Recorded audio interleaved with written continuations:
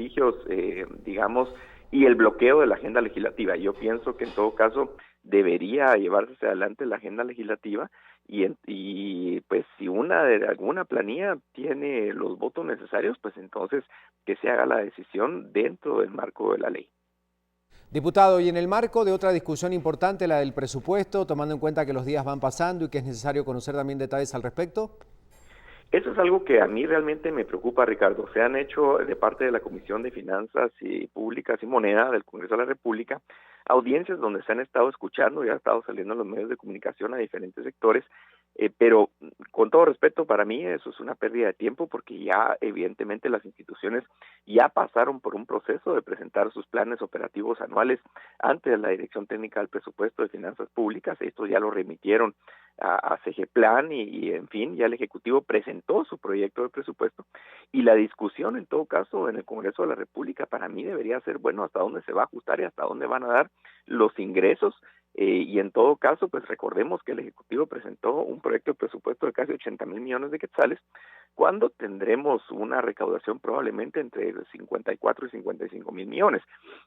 Ese es un hoyo demasiado grande, serían prácticamente más de 20,000 millones de quetzales de déficit fiscal para el próximo año, algo que definitivamente para mí es peligroso para las finanzas del Estado. Habiendo una deuda total en Guatemala de cerca de un poquito más de 130,000 millones de quetzales, meterle en un solo año 25,000 millones sería algo irresponsable. Nosotros en Encuentro por Guatemala hemos sugerido que se mantenga el techo presupuestario de este año 2016, que es pasadito los 70,000 millones de quetzales, lo que permitiría ir reduciendo poco a poco la brecha fiscal. Muchas gracias, diputado Luis Pedro Álvarez. Te Encuentro por Guatemala, hablando de la realidad que se vive en el Congreso de la República. 7:38 a las calles. Rápidamente, Alberto Cardona está listo para contarnos lo que está pasando a esta hora. Recordemos que a las 8 se anunciaba que comienza en los departamentos la concentración. Buen día. En el sector del anillo periférico, donde les podemos comentar que centenares de personas se han visto afectadas esta mañana por la no circulación y movilización de buses de la ruta 203. Acá, pues hace pocos momentos se estacionó un bus de la ruta 204 para poder trasladar a centenares de personas que se encontraban aquí desde hace ya varios minutos, esperando cómo trasladarse hacia sus centros de trabajo y centros de estudio. Lo que han comentado, pues algunos pilotos que se han trasladado hacia este sector, afirman que ellos están siendo víctimas nuevamente de las extorsiones, y esto comienza a generar nuevamente que los guatemaltecos se estén viendo afectados por la no movilización y la circulación de las unidades al transporte urbano. Esta sería la segunda ruta que paraliza pues el servicio esta mañana, la ruta 203 y también la ruta que circula a Ciudad Quetzal. Acá se han colocado pues algunos taxis y vehículos particulares para poder estar trasladando a las personas hacia sus trabajos. Cada de estas unidades están cobrando entre 5, 10 hasta 15 quetzales para poder trasladar a los usuarios hacia sus centros de trabajo y centros de estudio. Con esta información de mi compañero en cámara Edgar Calanche, yo regreso con ustedes, compañeros, nuevamente. Muy buenos días. 7 de la mañana con 40 minutos, damos vuelta a página y tenemos más información para compartir con ustedes. Bueno, nos trasladamos rápidamente al occidente del país, específicamente a Quiché. Tenemos información de lo que está sucediendo a esta hora de la mañana. Hablamos de la cuenta del Canal 4 de Quiché, que muestra ya la presencia de manifestantes en la carretera de Chatinap Quinto, en la entrada de Quiché. Y siguiendo con la información, los manifestantes están a la orilla de la carretera y por el momento no realizan ningún tipo de bloqueo. Asimismo, el Departamento de Tránsito reporta una manifestación en el kilómetro 58 en la CA2 en Occidente, sobre el puente a desnivel en la autopista con dirección a Escuintla. Para que tome nota usted entonces cómo los manifestantes en la carretera de Chatinap Quinto en la entrada de Quiché se encuentran ya a la orilla de la carretera, pero por el momento no realizan ningún bloqueo. Y damos una vuelta de página a esta hora de la mañana y nos metemos de lleno a recorrer otras noticias. Vamos con las noticias deportivas. Y tenemos que seguir hablando de lo que sucede a nivel departamental, y es que luego de aceptar su culpabilidad, el exalcalde de San Pedro, Jocopilas Quiché, fue sentenciado por el caso de pagar un proyecto de una carretera sin ejecutarlo.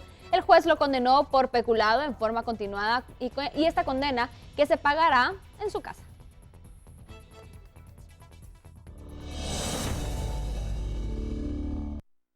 El Ministerio Público solicitó que se condenara por peculado en forma continuada en procedimiento abreviado al exalcalde de San Pedro Jocopilas, Freddy Armando López Girón.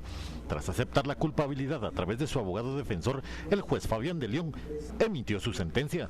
Consistente en 3 años, aumentada en una tercera parte por considerar que el delito es en forma continuada, haciendo un total de 4 años de prisión conmutables, a razón de 10 quetzales por cada día dejado de pagar en prisión. En las afueras de tribunales, un grupo de vecinos de San Pedro Jocopilas realizaban una manifestación siguiendo el desarrollo del proceso. Que es por primera vez que se logra una sentencia por actos de corrupción cometidos por un exalcalde municipal que fue sentenciado a 4 años de prisión. Está sentenciado también a no tener participación política en los siguientes 4 años. Cabe destacar también que efectivamente él va a ser beneficiado con la conmuta de la pena, porque efectivamente así lo establece la ley, que sustrajo 374,000 quetzales. El amigo que te ayuda a crecer. Y por supuesto que este segmento es gracias a Banrural y que nos permite tener ese acercamiento con todos ustedes en cada uno de los rinconcitos de nuestra Guatemala. Y esta fotografía que llega a nuestra redacción gracias a Iván Ríos y viene acompañada también de un mensaje que dice: amanecer en los Cuchumatanes, al fondo se puede ver el volcán Santa María. Que tengan todos ustedes un feliz día. Muchísimas gracias entonces a Iván Ríos por enviarnos entonces esta fotografía. Una imagen muy bonita de nuestra Guatemala y de lo mucho que podemos encontrar en cada uno de los departamentos de nuestro país. Y usted también puede formar parte de este segmento enviándonos sus fotografías a hoycelebramos@gmail.com y nosotros estaremos compartiéndola con todos ustedes. El amigo que te ayuda a crecer. Y este segmento que es gracias, por supuesto, a Banrural, el amigo que te ayuda a crecer, que nos permite entonces tenerlos aquí presentes también en nuestro programa a todos nuestros amigos televidentes. Tenemos que continuar con más. Muchas gracias por la información, Lorraine, y saludamos esta mañana a Mario Itzep del Observatorio Indígena. ¿Qué tal, Mario? Bienvenido. ¿Cómo estás? Gusto saludarlo. Igualmente. Bueno, hoy, tomando en cuenta lo que está pasando, a las 8 de la mañana arrancan estas convocatorias en distintos lugares del país. ¿Qué nos puede decir al respecto de esto que ellos aseguran vienen reclamando desde hace mucho tiempo? Bueno, yo creo que primero es que la gente está cansado, digamos, que el Estado no ha respondido a las demandas históricas. Y efectivamente, yo lo que veo y me preocupa bastante es que hay una criminalización hacia las luchas sociales. Producto ese es que hay un amparo, digamos, de la Cámara que se coloca ayer y la Corte da la resolución.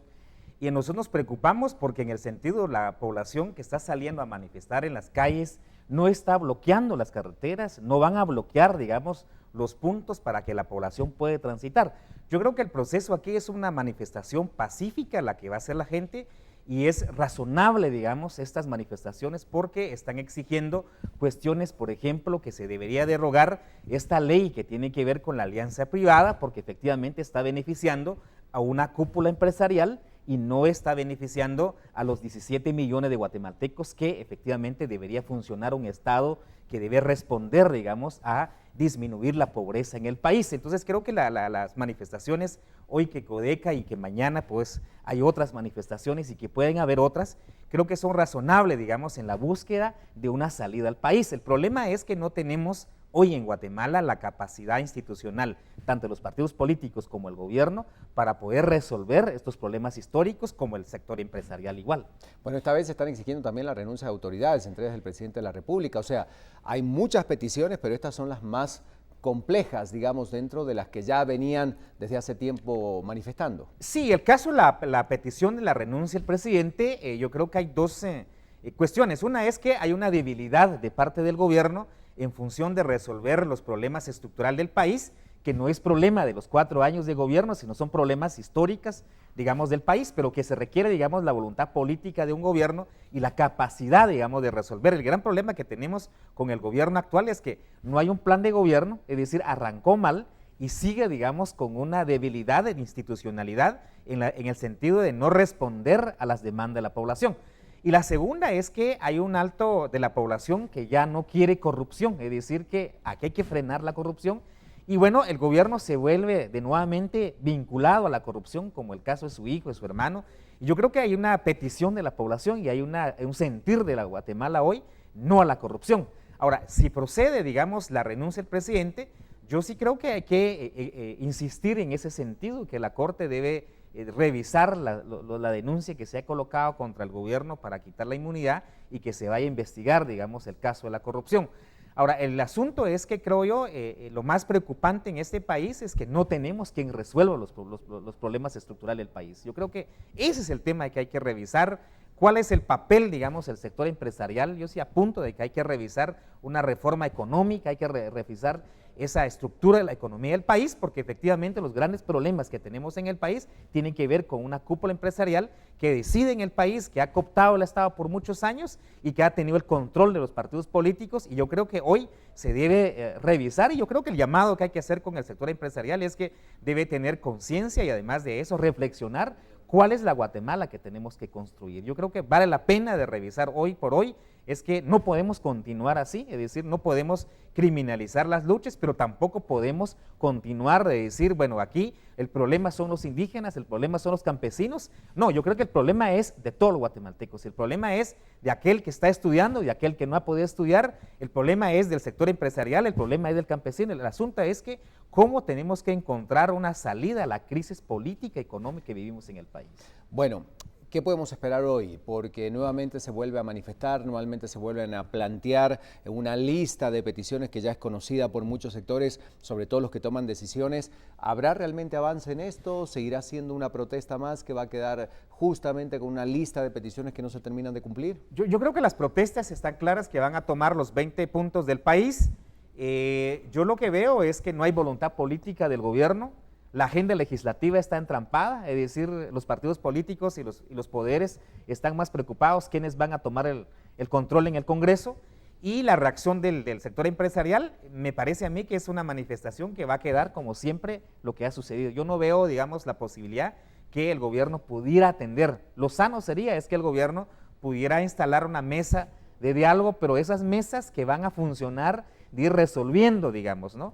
Y que realmente hayan acciones afirmativas, concretas a las demandas de la población. Por ejemplo, la marcha de hoy son 5 demandas completas, es decir, esas 5 demandas tocan cosas estructurales, ¿verdad? Y yo creo que ahí es que el Congreso de la República tiene también la obligación de responder a las demandas de la población, pero también el Ejecutivo debería responder. Ahora, si va a avanzar, yo lo veo difícil, digamos, no veo la voluntad política del gobierno que vaya a resolver estas demandas. Y por otro lado es que van a haber otras protestas que seguramente van a quedarse ahí estancadas.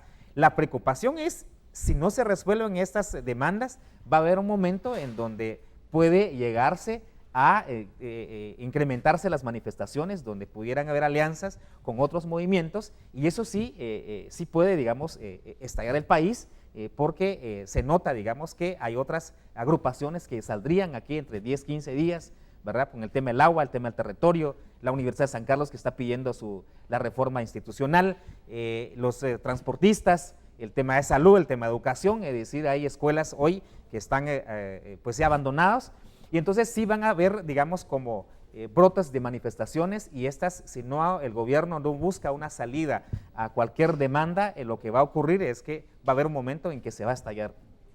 Indudablemente el tema es complicado.